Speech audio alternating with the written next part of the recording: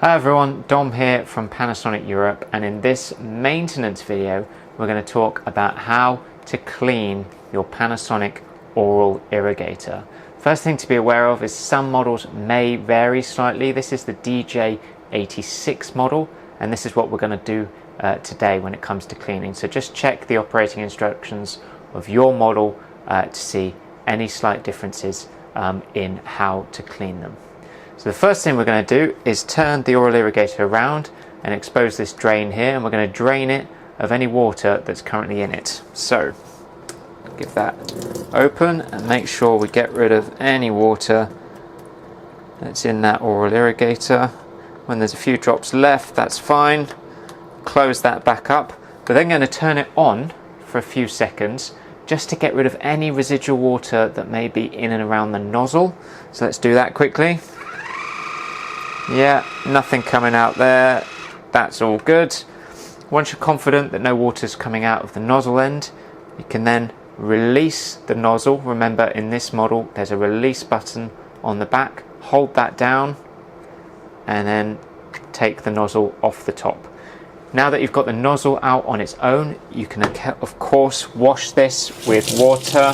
You can use a little bit of soap if you want. Just remember, if you do use soap, to completely get rid of that before you put it back on.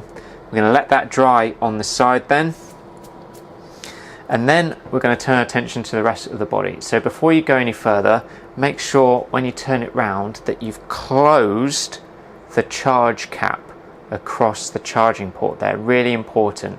We always say try to avoid getting the top of the oral irrigator wet anyway, but it's really important when you're cleaning it that you keep that cap closed just in case you accidentally splash some water up there. And then the next thing to do is remove the whole bottom of your water tank here.